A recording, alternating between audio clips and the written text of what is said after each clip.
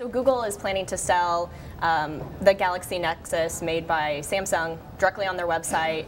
They tried this before, I guess decided to take another shot at it. Is there anything that it learned from that process that it can apply, 2 years later as it tries Well, again? I think they've been trying to become more aware of how to do this. Our story pointed out that they've gotten a little better with marketing, gotten a little better with, customer support. You actually have somebody you can call and talk to if you're having a problem. Right. I think the problem last time was not so much that it was hard to purchase. It's very easy to purchase anything online, right? Definitely. It was just that they hadn't set up the back end, so once you had it and you had a problem, there was no one to call. It was like the Google land, Google your question and see if there's an answer, right? How do I use my Google phone, Google? Right.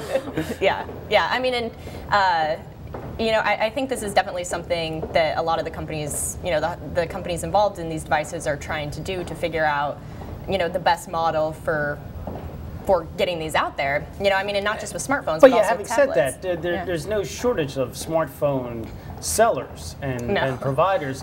What's the end game here? I mean, is Google looking to do something more?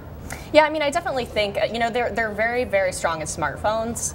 The Android system. The Android system. The Android system is very strong in smartphones, but with tablets, they're definitely lagging.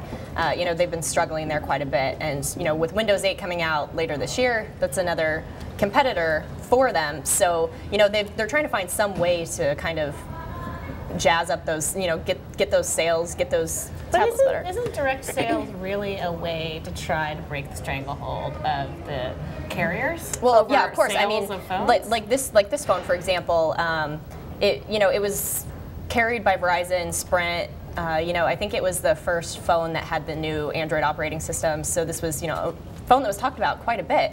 And the two carriers that you can get the SIM cards unlocked is, for this phone is AT&T and T-Mobile, who didn't originally carry this with the contract.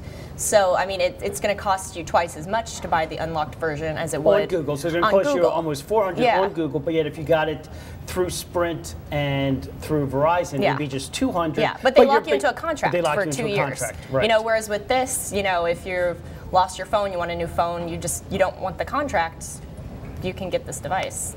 Yeah, you could get a cheaper one too. Yeah, exactly. You can get a cheaper one. This is the problem. Is the model here is like, yes, it's unlocked. Great. You still need a contract with somebody. Yeah. You're still paying or something, for that or something, right? So it's true that I think Google originally went into this with this idea, we're going to break this model and try to give people what the European model, which is just buy the phone and then get the contract later and have competition in contracts, but it just hasn't worked yet. Right.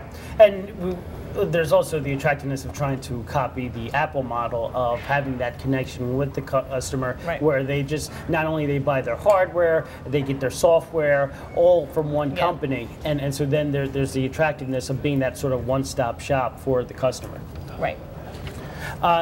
Is there any other phones that you know of that might be coming down that Google may also start selling in this manner? I honestly have no idea. I guess we'll have to see what Google plans to do. The Nexus was, a pretty big phone for them, and Samsung has been very successful in the smartphone area, so we could see more, but honestly, I don't think we know. It's really one of the only Android phones that broke out with a brand of its own. Yeah. Right.